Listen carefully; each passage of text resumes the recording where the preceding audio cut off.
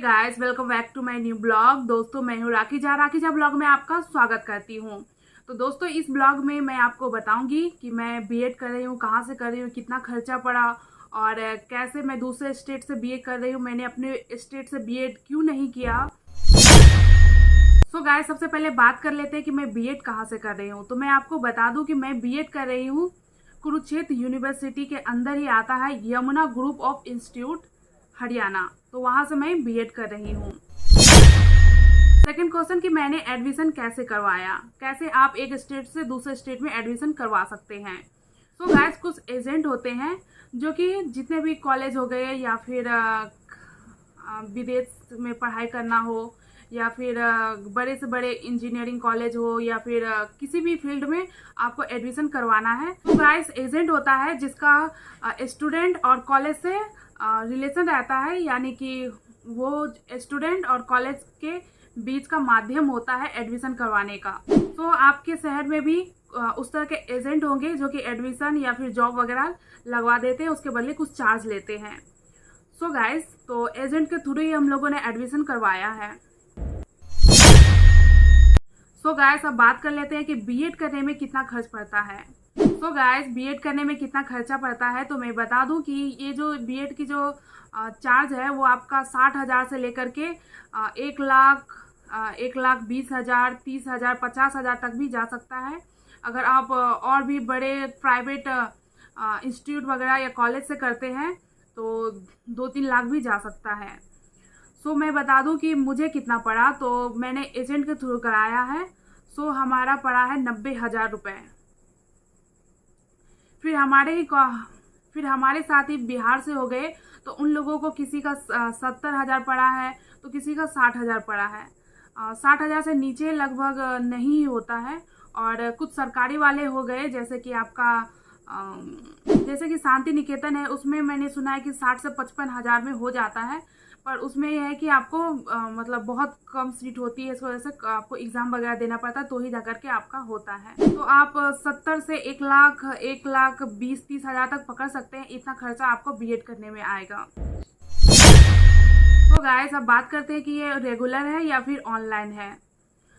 तो मैं बता दूं कि आप चाहो तो आप वहाँ पर जा कर के भी स्टडी कर सकते हो या फिर घर बैठे भी स्टडी कर सकते हो, वो आप पे डिपेंड करता है। सो गाइस, मैं बीएड जो कर रही हूँ वो मैं ऑनलाइन कर रही हूँ। हमारा जितना भी स्टडी वगैरह होता है सब घर बैठे होता है और वहाँ की जो मैम होती है वो हमारा ऑनलाइन क्लास भी लेती है, एग्ज़ाम लेती है और प्रोजेक्ट वगैरह बनाने को दिया जाता है, तो वो सब भी हम लोग बना करके ऑनलाइन सबमिट करते हैं। अगर आप चाहो तो वहाँ पर जा कर के भी रह करके क्लास वगैरह कर सकते हो, वो आप पे डिपेंड करता है। सो अब बात कर लेते हैं कि मैंने अपने स्टेट में क्यों बीएड नहीं किया और दूसरे स्टेट से बीएड कर रही हूँ।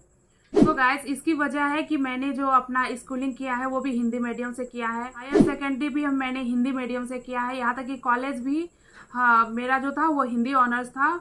और उसके जो जितने एग्ज़ाम थे वो कुछ 1-2 पेपर ही थे जिसे मैंने इंग्लिश में दिया है और बाकी हिंदी ऑनर्स तो था ही। तो हमारे जो स्टेट है वेस्ट बंगाल, उसमें इस साल से पहले यानी कि तो गाइस 2021 में जाकर के वेस्ट बंगाल में चालू हुआ है कि जो एग्ज़ाम है आप हिंदी में दे सकते हो। अब कॉलेज में भी आप अगर हिंदी मीडियम से हो, अगर आप कॉलेज में भी हिंदी मीडियम से हो तो आपके जो जनरल सब्जेक्ट में हो गया हिस्ट्री, पॉलिटिक्स और भी बहुत सारे सब्जेक्ट हो गए तो आप उसे हिंदी में दे सकते हैं। सेम ऐसे ही स्टार्ट हुआ जाकर के बीएड में कि अब आप हिंदी से दे सकते हैं। पर उससे पहले मैं एडमिशन करा चुकी थी क्योंकि मुझे बीएड करना था हिंदी लैंग्वेज के साथ ही। सो मेरा एडमिशन हो गया, उसके बाद आके अनाउंस हुआ कि अब वेस्ट बंगाल में भी हिंदी में लिख सकते हैं, हिंदी से आप हिंदी लैंग्वेज का यूज़ करके आप एग्ज़ाम दे सकते हैं।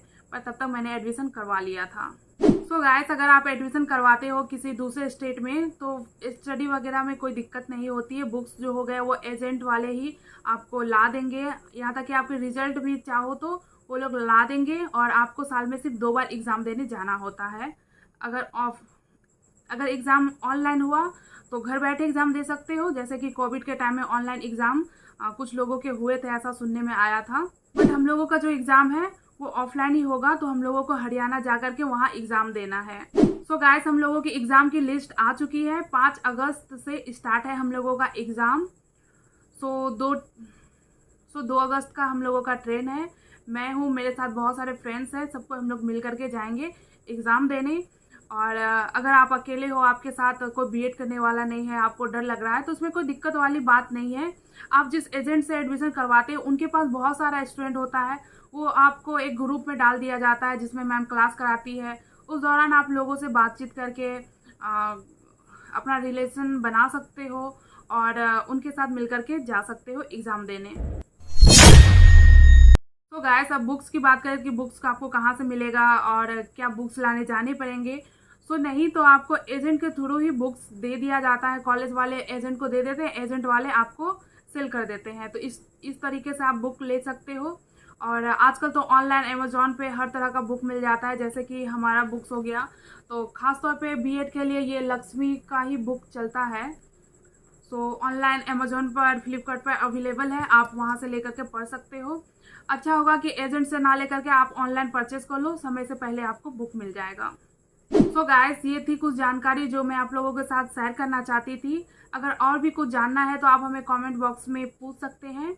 और स्टडी वगैरह हो गया या फिर हम लोग जाएंगे, उन सब का ब्लॉग आप लोगों के साथ मैं ज़रूर शेयर करूँगी।